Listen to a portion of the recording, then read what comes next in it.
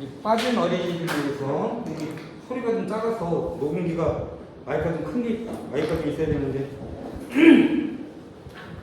자, 엊그제부터 볼게.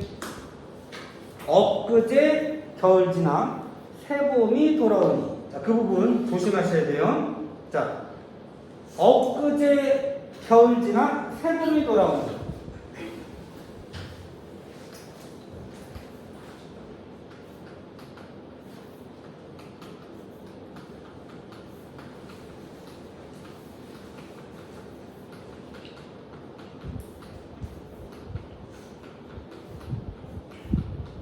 대답 잘해도 생각 잘해도 해야 돼요. 자, 질문이에요. 희준아? 엊그제 겨울 지나 새봄이 돌아오니. 요거 계절의 흐름, 계절의 변화라고 할게요. 계절의 변화,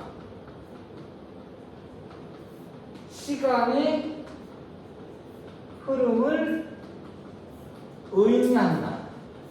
맞아요, 틀려요? 판단하세요.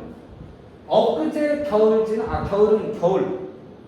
엊그제 겨울이 지나가고 새 봄이 돌아오니 라고 하는 구절이 계절이 변화했음, 시간이 흘렀음을 의미한다. 맞아요, 틀려요? 끄덕끄덕 맞는다? 맞아요. 맞아요. 그럼 다시 계절의 변화에 따라 계절의 변화에 따라 시상이 전개되고 있다. 맞아요? 틀려요? 틀려요. 잘했어요. 틀려요. 왜 틀려? 이거 제목이 뭐죠? 제목이 뭐였지? 제목. 제목 기억 안 나? 상충고. 상충고 뜻이 뭐였어요? 봄, 경치, 상, 완상. 한자가 어렵구나.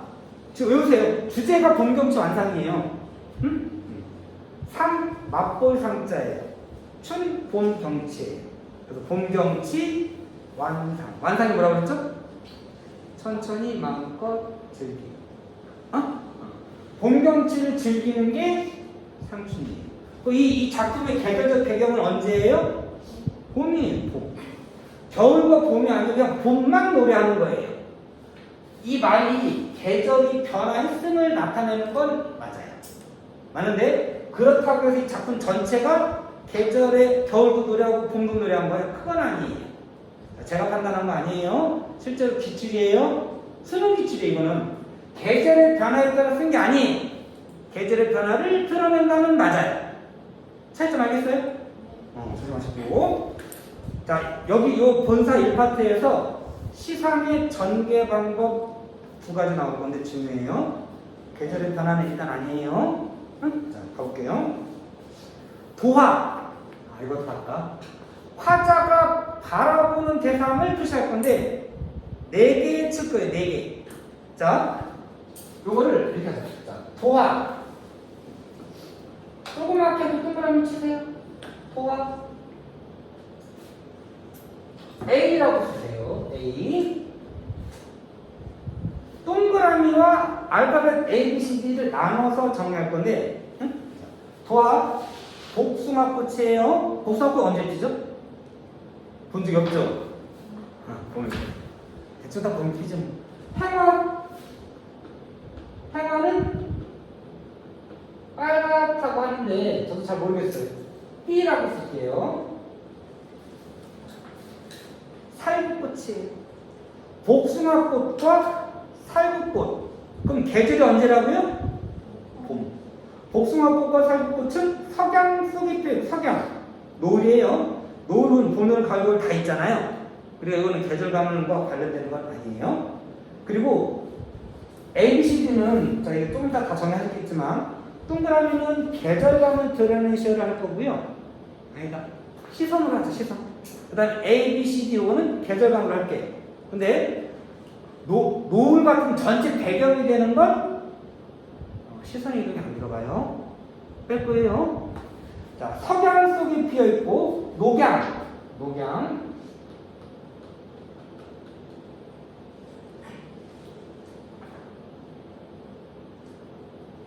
C라고 할게요. 자, 푸른 버드나무의 녹양.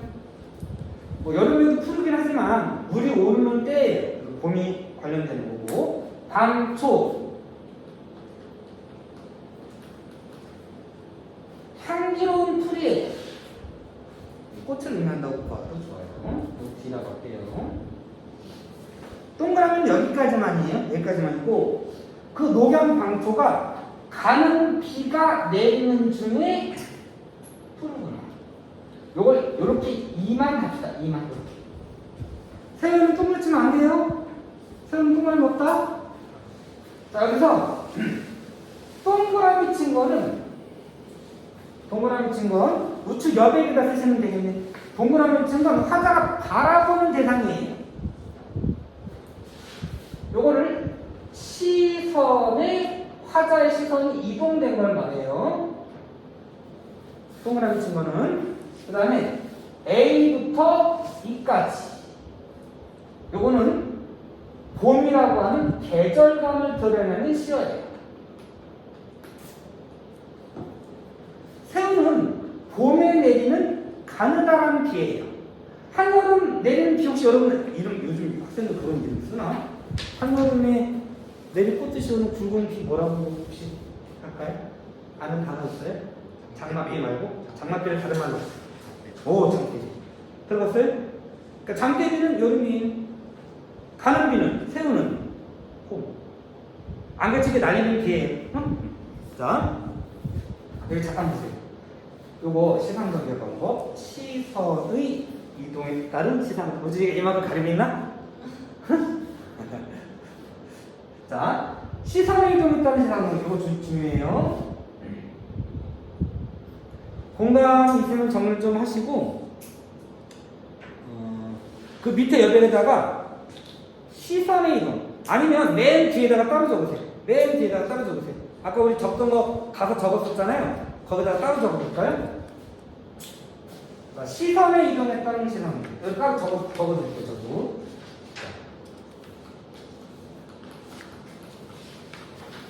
시선의 이동에 따른 시상 전개. 아, 여기 파트만 내가 유튜브에 찍어서 올려놨구나. 그 다음에, 자, 지금 설명할게요. 자, 시선의 이동에 따른 시상 전개. 이럴 때, 단순히 시선의 이동이 있다고 했을 때, 시선의 이동에 따른 시상 전개라고 하진 않아요. 웃기죠? 자, 다시 볼까? 일단, 필기하기 말로만 잡게. 수평선이 있어요, 얘들아. 수평선이 쭉 있고, 해가 떠오르기 전에 햇빛만 보여요. 그러다 살짝 떠오르면서 알밤처럼 보이고, 쟁반만하게 커지고, 수레바퀴만하게 커진다고 쳐요. 그럼 내가 예를 들어서 저기 수평선에 있는 걸 내가 밑에서 이렇게 위로 이렇게 올려보고 있죠? 시선 이동이 있어요, 없어요? 있죠? 그럼 이걸 시선의 이동에 따른 시상전개라고 하냐? 그렇진 않아요. 용어는, 개념어는 약속을 정해놓은 거예요. 우리가 자의적으로 해석하면 안 돼요. 응? 분명히 시선의 이동이 있지만 시선의 이동에 따른 시상전개를 하지 않고 시선의 이동에 따른 시상전개 할 때의 시선의 이동은 다른 말로는 대상의 변화를 말해요.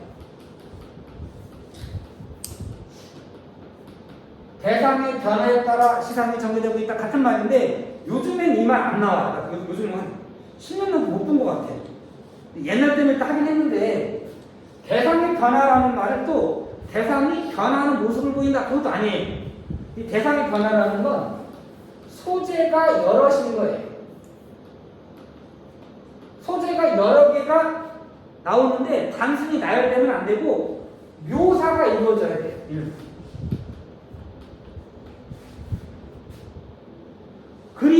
그리고 조심할 때 화자는 대부분이에요. 이동하면 안 돼요. 있어야 돼요. 그러니까 이런 거예요. 자, 쓰시고 쓰고 하실까요? 내가 산을 보고 있어요. 그 산의 나무를 봐. 나무의 가지를 보고, 가지에 앉은 새를 보고, 새의 눈을 보고, 눈 속에 비친 구름을 본다. 그럼 소재가 바뀌었죠, 여기로. 근데 산이 어떻다? 산에 있는 나무가 어떻다? 가지가 어떻다? 이렇게 뭔가 서술이나 묘사가 들어가줘야 돼요. 그러면 시선의 이동에 따른 시상관계라고 해요. 이해되시죠? 화자가 이동하면 그거는 공간의 이동에 따른 시상관계라고 해요. 화자가 움직이는 건 공간을 이동한 거예요. 근데 대개라고 했죠. 그래서 사실 화자가 이동하는 시선의 이동에 따른 시상관계도 있기는 해요. 예외적으로 이렇게 만폭동, 관동굴곡이라고 하는 작품에서 만폭동으로 갈 때 부분이 화자가 이동하는 시선의 이동이 어렵죠? 우리 배운 적이 없으니까. 왜 이렇게 이해하시면 돼요? 여기 잠깐 볼까요? 여기가 산이 있다고 쳐요. 점처리가 수처먹으면 가거든? 가는데 저 멀리에 가려서 안 보이긴 하는데 폭포 소리가 들려요. 그 소리를 들으면서 멀리서 걸어가는 거예요. 그러다가 가서 보니까 하얗게 보이는 거예요, 폭포가. 화자가 이동했죠? 그죠? 근데 대상은 어떻게 돼 있어요? 폭포는 멈춰있죠? 화자가 이동할 때에 대상이 멈춰있으면 그 시선 이동이 될 수도 있어요. 요거는 당장 여러분들 나오면 어려워요. 일단 당장 여러분이면 화자는 대개는 이동하지 않는다. 요것도 조심하긴 해야 되는데 여러분들 요렇게만 아시면 되겠어요. 대개는 이동하지 않는다. 자, 요 부분 시선의 이동에 따른 시상관계. 자, 화자가 바라본 게 뭐예요? 복숭아꽃, 살구꽃이 어떠어떠하고 녹양과 반초가 어떠어떠하다 이렇게 나와 있잖아요. 그죠? 다시 볼까요? 보아해나가 석양 속에 피어 있고. 다시 가보세요. 복숭아꽃과 살구꽃이 석양 속에 피어 있고 녹양과 반초가 새우 중에 푸르구나. 이렇게 묘사가 들어가 있잖아요. 그러면 단순 열거가 아니에요. 시선의 이동에 따른 시상관계. 어디부터 어디까지가 시선 이동이에요? 도화서부터 푸르도다. 거기까지 나표를 묶어볼까요? 대가로를 묶든가 나표를 묶으셔가지고 도화에 가는 석양 속에 비어있고 녹양방초는 가는 비가 내리는 중에 푸르구나. 거기까지가 시선의 이동에 따른 시상관계예요. 됐죠? 희은이 듣고 있어요? 네. 어디부터 어디까지가 시선의 이동에 따른 시상관계예요? 찾아보세요. 도화 향하는 서부터 푸르도다까지예요. 한번 표시할 수 있겠어요? 표시해보세요. 몰라요, 뭔지? 여기서부터 푸르도다까지. 거기까지가 시선의 이동에 따른 시상관계예요. 자, 그 다음 볼게요. 칼로 말아낸가. 말아낸가는 말음질하다 그런 뜻이에요. 여러분 말음질이라는 말 알아요?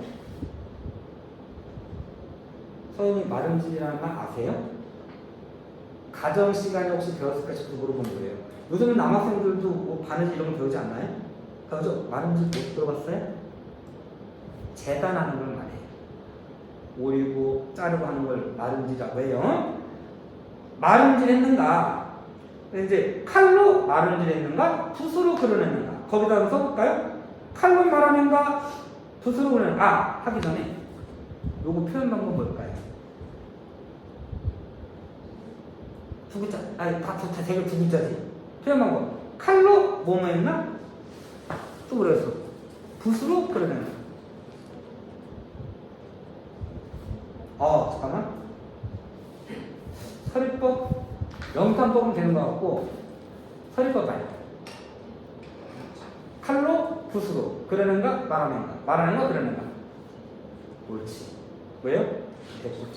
잠깐만. 이거는 서리법이 되나?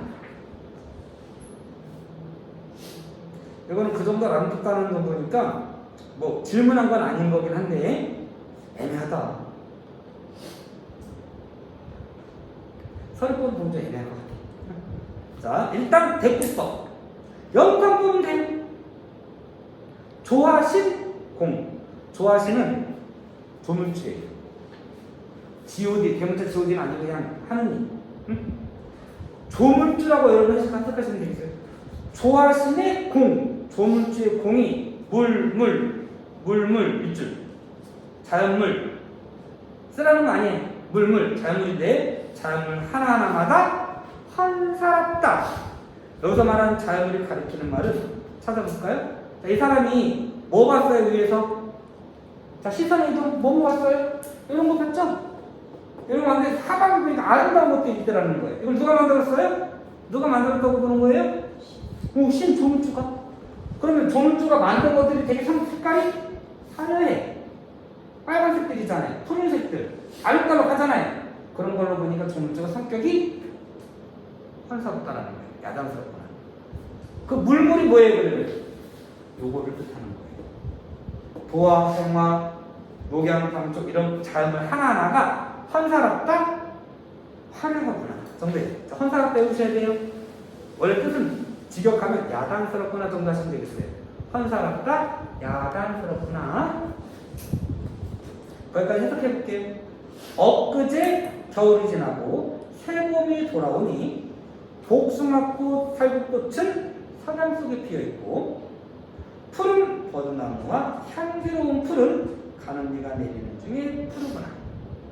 칼로 재단해냈는가 붓으로 그려냈는가 조물주의 공이 자연물 하나하나마다 야단스럽구나 화려하구나. 이렇게 됐어요. 자, 아직 끝낸 거 아니에요. 자, 옆에 칼로 말하는가 붓으로 그리는 거 옆에다 쓰세요. 자, 대상에 대한 화자의 태도 무슨 적 되게 아름답게 말했네. 이음치읓 옳지 예찬적 써볼까요? 칼로 말하는가 붓으로 그리는 거에다가 예찬적 환사롭다 이런 게 예찬적이에요. 그 다음 볼게요. 숲풀에 우는 새 우는 새는 이렇게 되는 거예요. 자, 숲속에서 우는 새 이거 별표예요. 숲속에서 우는 새 별표예요. 숲속에서 우는 새는 조금 이따 할게요. 왜 별표 쳤는지 혹시 눈치챘어요? 이미 챈 사람 있을까? 숲속에서 우는 새는 춘기 봄기운을 못 이겨서 소리마다 교태를 부리는 것 같구나. 교태는 아양을 뜻해. 새가 나한테 아양을 거는 것 같아. 무라 일체언이 밑줄 쳐보세요. 무라 일체언이 흔히에 달을 써냐 밑줄 치시고 물은 자, 이거 쓰려고 하는 거 아니에요. 다른 거 쓸 거예요. 자, 물은 자연을 뜻해. 아는 나 아자예요. 인간을 뜻해.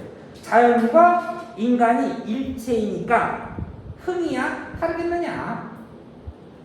그러니까 자 내가 봄 경치를 구경하다 보니까 흥겨움이 생겼어요. 그러다 보니까 어디선가 들려오는 새소리도 새도 흥겨워하는 것처럼 들린 거예요. 그러니까 자 무라일체는 흥이야 다르겠느냐로 봤을 때 그거를 밑줄 치셨죠? 무라일체는 흥이야 다르겠느냐 밑줄을 친 거를 위쪽에 있는 새에다가 연결해줬어요.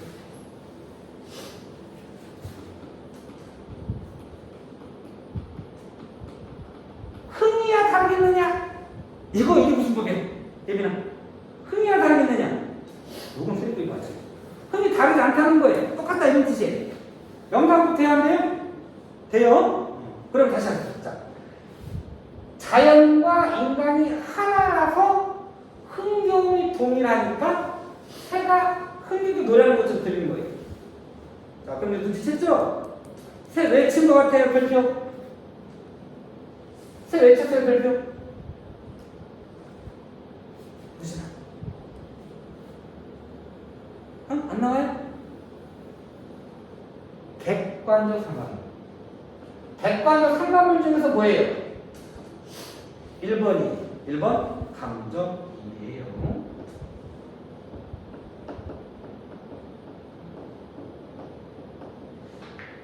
제가 용어 정리집 안 드렸던가요? 핸드폰으로 보내드렸던가요? 다음 주 드릴게요. 자, 다음 주 내신 대비 시작이니까 그때 드릴게요. 그거 정리된 것 중 1번이에요. 감정이. 이럴 때 요거 아셔야 돼요. 자, 감정이 됐을 때 요 사물을 정서적 분과물이라고 하고요. 요즘은 시험에 안 나요. 이거는. 자, 여러분이 아셔야 되는 시험 단어는 요거 아셔야 돼요.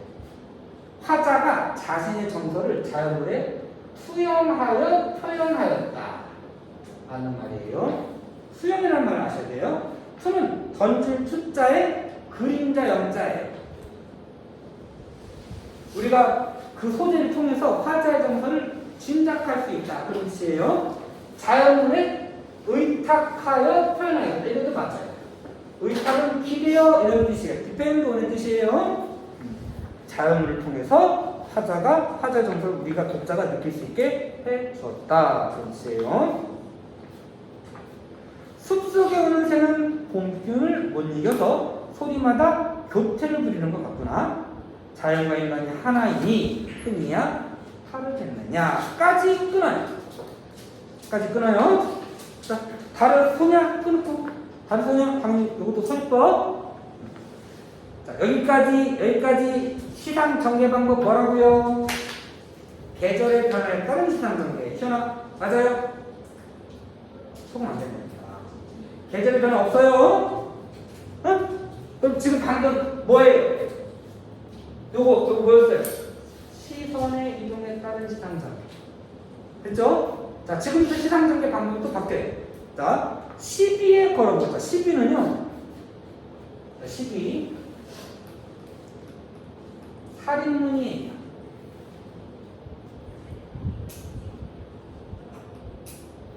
요건 네모를 볼게요.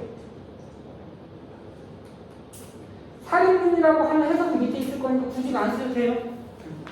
살인문에 걸어보고, 얘들아 이거 위치가 이렇게 나온다. 걸어보고를 걸투한자보고 이렇게 나와. 쓰시면 안 돼요. 걸투한자보고. 살인 12는 쌀로 만든 문이에요. 쌀로 만든 문 그거 잘 모르겠죠? 우리 그 빗자루 있잖아요. 그 플라스틱으로 된 거 말고 볕집 비슷한 게 된 거 알아요? 그 비슷한 거라고 보시면 되겠어요.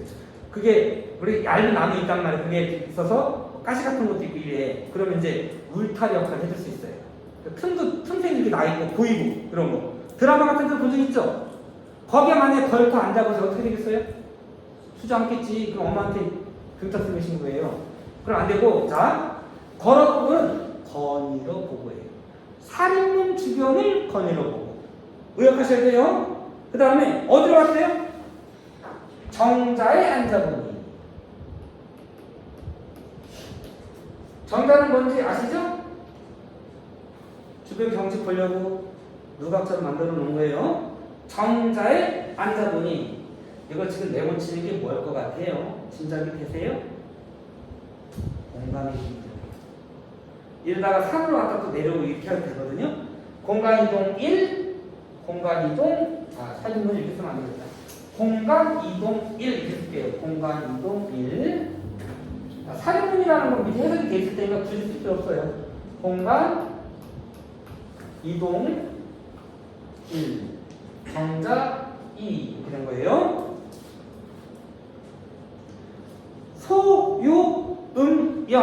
소요음영. 자, 이런 건 좀 알면 좋은데 한자가 내가 잘 안 보이긴 하는데 찾아볼까요? 여기 이렇게 생긴 글자 있죠? 글자 보면 소요 잘 보세요. 한자 왼쪽에 이렇게 생긴 글자 붙어있죠? 보이나? 이걸 책받침이라고 해. 이걸 소요 쓸 때는 보통 이런 식으로 써요. 요 글자가 들어가면 움직이는 거와 관련되는 거예요. 걷다, 뛰다 이런 거예요. 그러니까 한자를 모른다고 그냥 하지 말고 힌트를 얻으세요. 아, 이거 움직이는 거구나. 이렇게. 소요는 거닐다예요. 천천히 거닐다. 음영 한번 찍어볼까요? 음자 보면 음자에 들어가는 한자 중에 여러분 아는 글자 있을 텐데 왼쪽에 네모 있잖아요. 뭐예요? 입부자. 입으로 뭔가 하는 거예요. 읍조리다 이런 글자가 안 보여요? 네모 쳐 있는 거 이렇게. 여기다 쓸까요? 이렇게 되면 읍조. 음자. 여기 입부자 들어가 있죠? 읍조리는 걸 말해요. 읍조리는 뭔지 알죠? 응원을 한 거예요. 영자 보세요. 영자에는 말씀 원자가 들어가 있죠?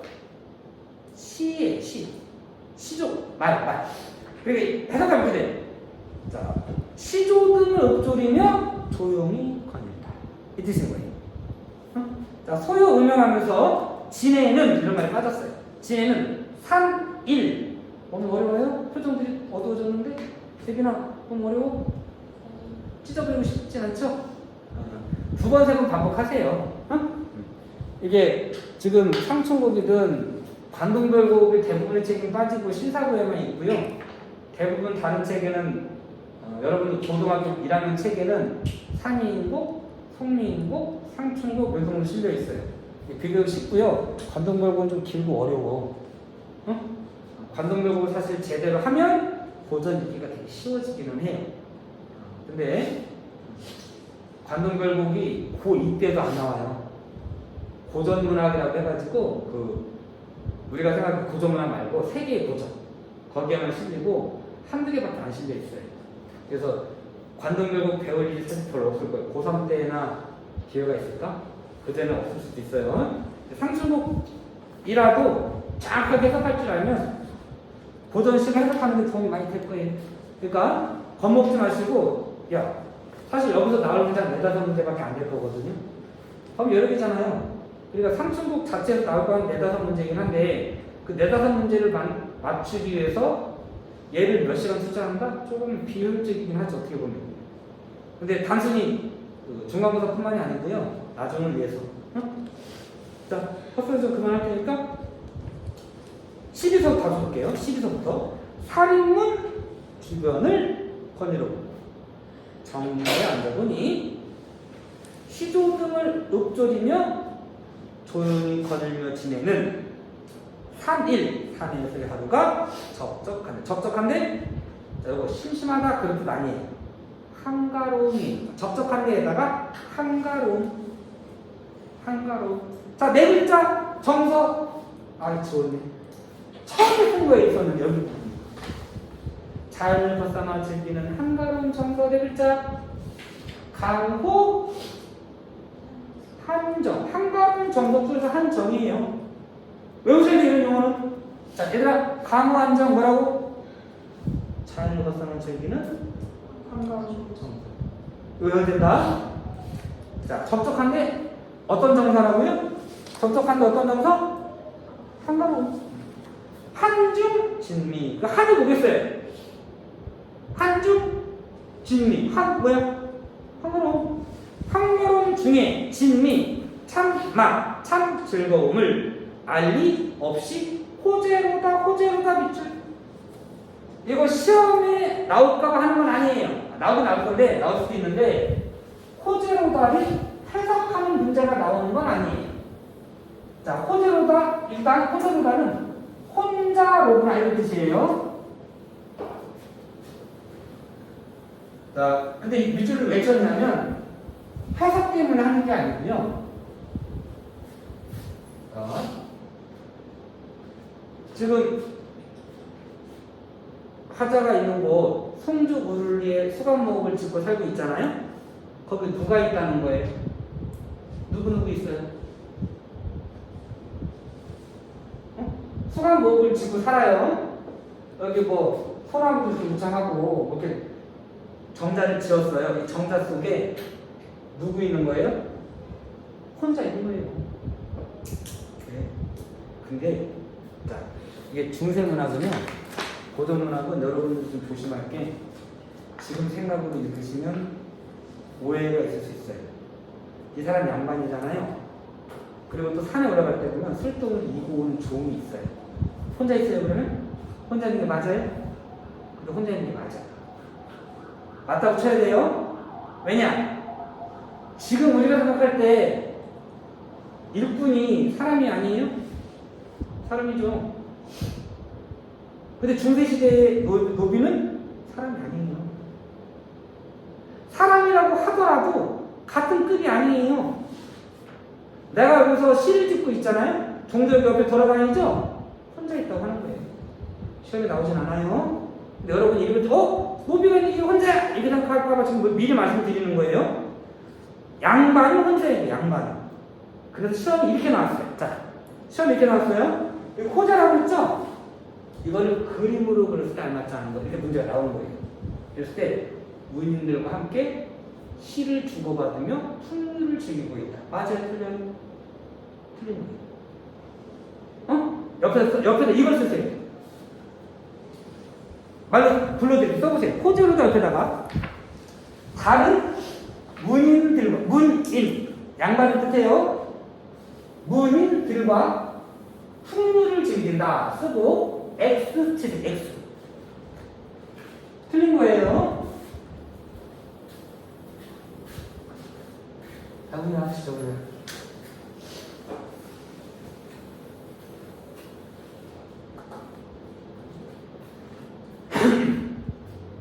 됐죠? 자, 거기서 여러분 색깔 표시 안 하고 내가 필기 안 하고 밑에 색깔치 할게. 그 밑에 선경우정 써있죠? 진한 글씨로 선경우정 보여요? 선경은 뭐예요? 선경은 뭐예요? 먼저 선자고요. 경은 경치를 뜻해요. 수정은 뒤우자고 정은 정서를 뜻해요. 먼저 경치를 쓰고 뒤에 정서를 쓰는 걸 선경우정이라고 해요. 어디까지가 경치예요? 세 번째 줄 헌사롭다까지가 사실 헌사롭다도 정서긴 한데 판단이긴 한데 아니다 이렇게 되겠다. 정확하게 하면 푸르도다까지 해야 되겠다. 푸르도다 밑줄 푸르도다 자르세요. 아까 잘랐죠? 거기까지 경치. 붓으로 칼로 말아냈는가 붓으로 그랬는가 조물주의 공이 자연을마다 헌사롭다 요거 정서예요. 다시 한번 불러드릴까요? 엊그제서부터 두 번째 줄 푸르도다 왼쪽을 묶으셔도 되겠다. 여기까지가 선경. 그 다음 칼로 말아냈는가 쭉 더 수정은 쭉 가는 거예요. 달을 쏘냐 12 앞에 달을 쏘냐 여기까지가 후정이에요. 될까요? 경치 정사할 수 있겠어요? 얘들아 근데 이걸 또 나왔을 때 이거를 앞에는 서경 서정 맞을까요? 틀릴까요? 서는 쓴다라는 거예요. 앞에서는 서경 뒤에서는 서정 맞는 말이에요? 같은 말이에요. 이거를 수정인데 틀렸네 이렇게 하시면 안 돼요. 응? 자 다음 볼게요. 그 밑에 있는 문제 한번 풀어보세요. 넘어갈게요. 넘어갑시다.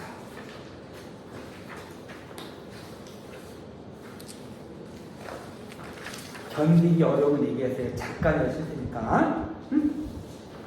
자, 사쪽 본사 2. 아까 몇 명이 있다고 그랬어요? 몇 명이 있다고 그랬어요? 혼자, 자기 혼자. 어? 이봐, 이웃들아. 이웃이에요, 이웃. 네이버 후시야. 어? 그러면, 자, 혼자 있다고 그랬죠? 이웃 있어요, 없어요? 없잖아요. 갑자기 보면 이웃이야.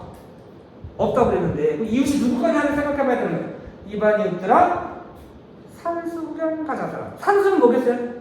몇 산자 볼 수 있잖아요? 산수 동그라미 칠까요? 그럼 크게 치세요. 아까 작은 거는 시선의 이동이었고요.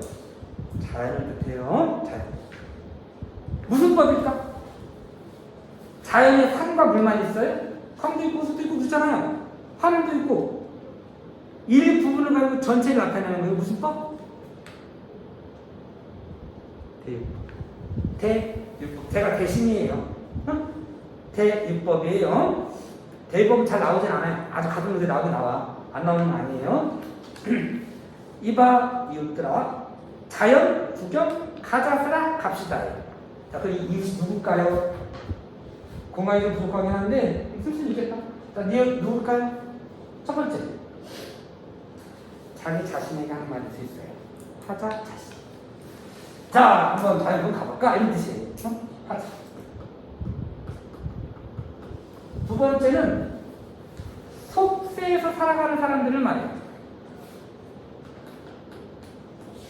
속세에서 부귀불명만 추구하면서 찌들어 사는 사람들 자연스럽게 이렇게 볼 수도 있는 거예요.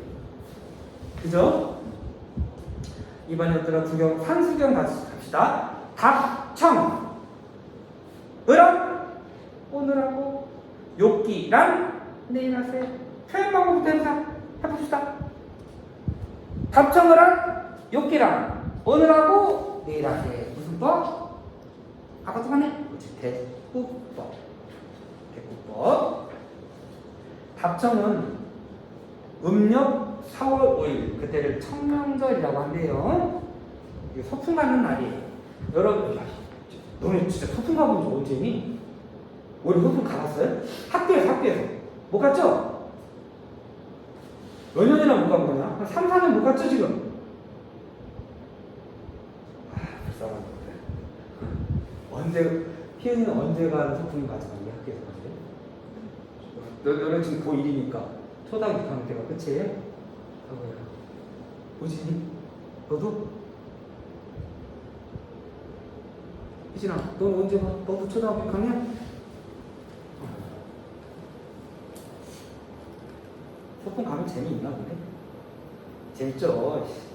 우리 때 소풍 가면 진짜 짜증나. 여러분들 소풍 가면 어디로 가나? 에버랜드? 우리 때 이렇게 했어요. 짜증나지. 제가 인천인데, 인천에 손들연지인가? 아니, 무슨 이런 데 있어요. 풀장 알죠? 수영장. 거기 물을 다 뺀다? 그리고 그 풀장 안에 다 집어넣어. 거기 몇백 명이 앉아가지고, 수영장 위에 올라가서 자기 자랑하고 그 밑에서 앉아가지고 보고 있는 거예요. 요번에 잼버리 때, 대학별에 막 쓰러지고 막 이런 사람 많았잖아요? 그거 생각해보면 옛날에, 뭔 짓이냐, 그쵸? 풀장에 가둬놓고 거기서 보고 있어요. 근데 그래도 재밌었어. 어?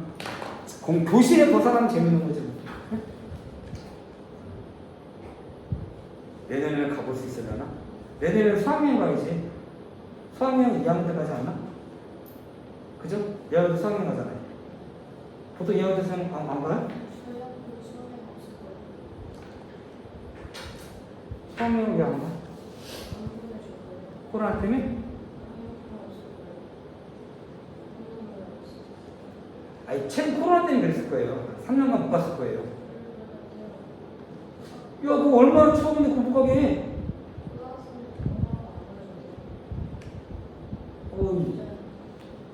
그래? 아유, 불쌍해. 자, 예빈아, 힘내. 힘내자. 자, 답참 소풍하는 날이에요. 응? 욕기는 목욕하는 날이에요. 한국인들 되게 더러웠나? 1년에 한 번 목욕하는 날만 목욕하는 거예요? 그거 아니에요. 그건 아니고, 여기서 욕기 목욕한다고 하는 건요, 인체적인 때를 벗는 날이 아니에요. 세속적 부귀공명에 대한 욕심을 씻어버린다, 그런 뜻이에요. 이해되죠? 다시 할게요. 소풍은 오늘 가고 목욕은 내일 하세요. 대법. 아참에 채산함 좀 써야 되겠다. 아참에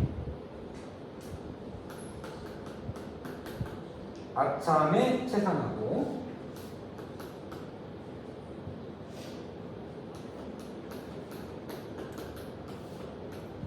나조해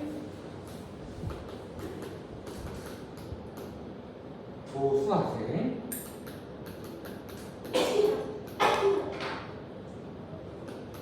뭐뭐 하세는 무슨 영어니? 아까 위에 내일 하세 다 마찬가지로 청이형이에요. 뭐뭐 합시다 이런 뜻이에요. 자, 근데 잠깐 보세요. 아참에 일단 여러분들이 알아야 될 거는 요거 해석할 줄 알아요. 그 다음에 두 가지예요. 자, 여기 두 가지예요. 요거 지금 써드릴게요. 자, 채산할 때 산자 보세요. 산이 뭐예요? 무슨 산자예요? 요거는 요 정도 알 거 아니야. 왜 산자죠? 마운틴이죠? 채는 채 한자 잘 보세요. 한자 잘 보시면 왼쪽에 요렇게 생긴 글자 있죠? 얘가 손 숫자를 의미해요. 손 숫자를 왼쪽에 적으면 이렇게 적는 거예요. 이 채자는 캐다 이런 뜻이에요. 캐다. 여러분 산을 캘 수 있어요? 뭘 캔다는 걸까요? 산나무 옳지. 여기에 나물 채자가 빠졌어요. 그 다음에 조수 수는 또 뭐예요? 물숫자예요. 조는 낚는다 이런 뜻이에요. 물을 낚을 수 있어요, 여러분?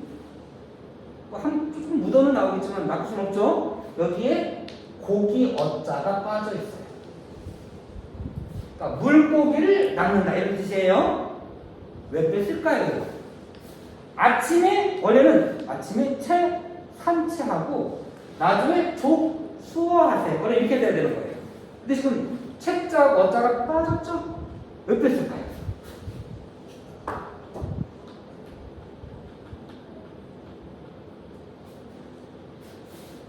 표현 방법은 대꾸법이에요. 표현 방법은 대꾸법이요.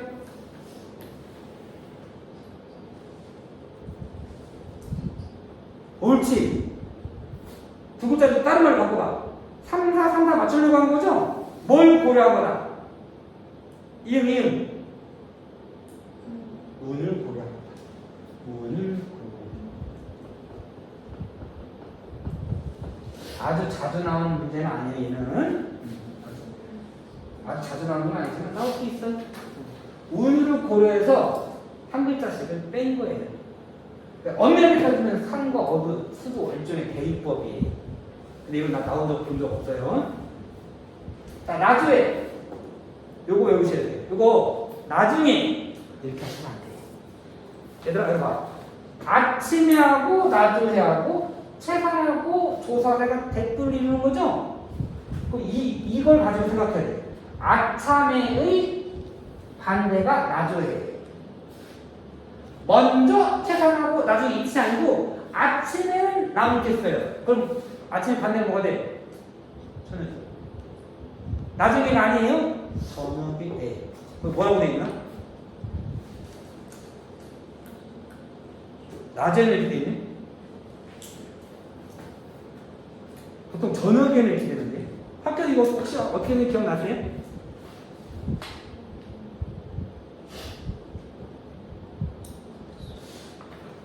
낮에가 더 자연스러워 보이긴 하는데 보통은 저녁에.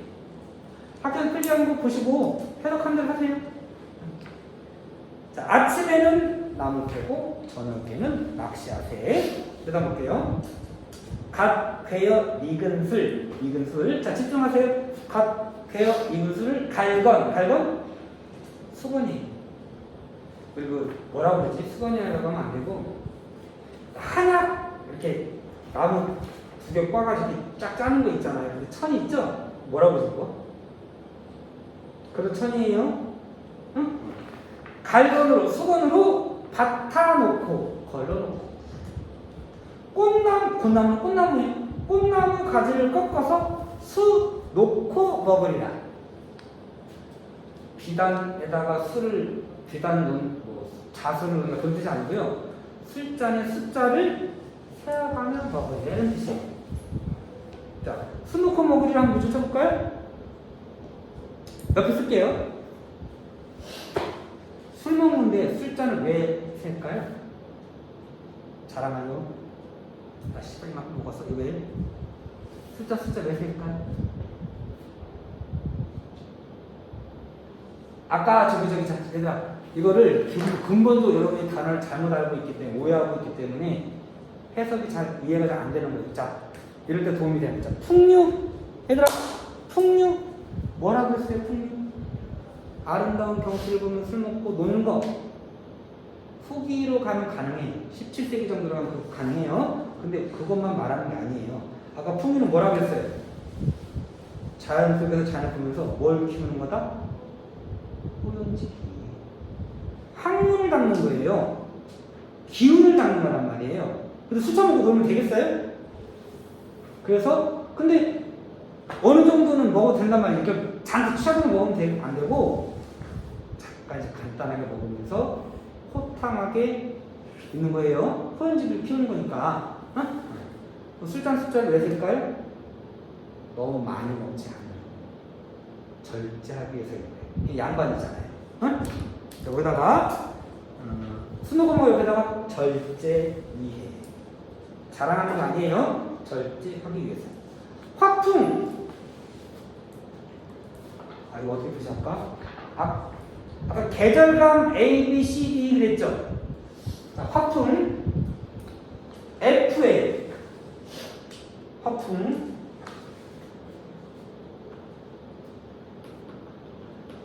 F라고 적을게요. 계절감을 드러내는 시예요. 화풍은 봄에 불어오는 따뜻한 바람, 온화한 바람을 화풍이라고 해요. 다른 말로 동풍이라고도 하고 새바람이라고도 해요. 만약에 계절적 배경이 같은 거 골라라 그러면 아까 꽃이 뭐 있었죠? 도화, 행화, 녹양, 당초 있었죠? 그런 거 나오거나 화풍 나오거나 새바람, 동풍 나오거나 그러면 다 봄이 동풍, 새바람 이런 거 나오면 그 작품을 고르면 돼요. 다 봄바람이라는 뜻이에요. 봄바람이 건든 불어 녹수, 푸른 물을 건너오니 이제나 힘들어? 봄 괜찮아? 견딜만해? 조금만 더 집중해보세요. 힘내시고 맑은 향은 잔해지고 낙홍은 못세진다. 무슨 법? 창향은 낙홍은 잔해지고 못세진다. 대꾸법이죠? 할 수 있죠? 자 거기서 낙홍은 다 써도 되겠다. 창향은 잔해지고 낙홍은 못세진다. 그 부분 옆에서 써놓을게요. 자, 이게 붉은 꽃잎이 옷에 떨어진다 이랬는데 실제로 꽃잎이 바람에 날려서 내 옷에 떨어졌을 수도 있어요. 그런데 여러분 그런 거 경험한 적 있나? 꽃이 이렇게 막 날릴 때 그 꽃 밑에 이렇게 앉아 있으면 옷이 좀 붉게 보이는데 모를까요? 여기 유리창에 예를 들어서 푸른 유리창이라고 쳐요. 그럼 이렇게 있으면 푸른 안 보이나?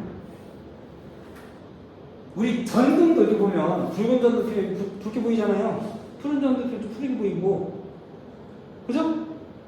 그럴 것 같은데 그럼 그래. 근데 자 그러면 꽃 나무에 비춰가 햇빛이 비춰가지고 내가 꽃잎이 된 것처럼 보이는 이걸 표현한 걸로 볼 수도 있어요. 짜증나요? 그렇게 해석도 해요. 어? 실제로 꽃이 떨어진 것도 되고 내가 꽃잎처럼 된 거예요. 이거 뭐라고 그래요? 자연과 하나 된 존재. 이거 뭐라고 그래? 이거 외워야 돼.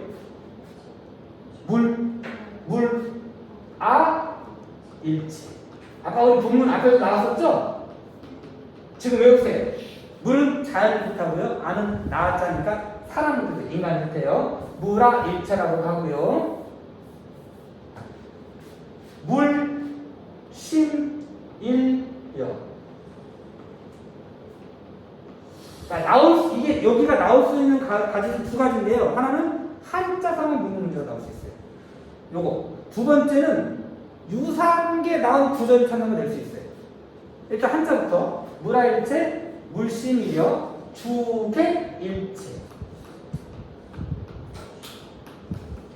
책자 대신에 여기를 치자를 쓸 수도 있어요.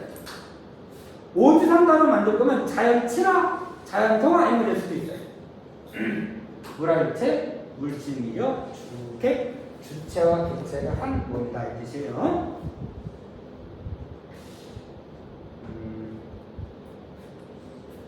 이게 그 환정무한이라고 하는 수필이 있어요. 그 수필 속에서도 보면 나뭇잎이 져서 내가 마치 꽃나무가 되는 것처럼 그렇게 표현하는 구절이 있거든요. 응? 자, 그런 게 물아일체의 부분이에요. 자, 해석 전체 해석 한번 해볼게요. 자, 잘 견디고 있네. 우리 아까 일찍 쳐졌기 때문에 지금 거의 한 8, 90분 되고 있는데 이봐 이웃들아 자연 구경 갑시다. 소풍은 오늘 하고 목욕은 내일 하세요. 아침에 낭 캐고 저녁에는 낚시하세요. 갓 베어 익은 술을 수건으로 걸러놓고 꽃나무 가지를 꺾어서 술을 세어가며 먹으리라. 봄바람에 건드 불어 푸른 물을 건너오니 맑은 향은 잔해지고 붉은 꽃잎은 옷에 지는구나. 거의 다 왔어요. 잘하면 끝낼 수 있겠는데? 자, 본사 3 볼게. 본사 3. 끝내기는 좀 어려울 것 같긴 한데, 그 다음 가봅시다. 자, 본사 3. 요 페이지가 마지막이에요. 자. 준중. 준자. 요거 지우고 갈게. 여기만 쓰고. 요건 지울 동안. 갔다 오세요. 요거 잠깐 쉬고 갈게. 한 2, 3분만 쉬고 갈게.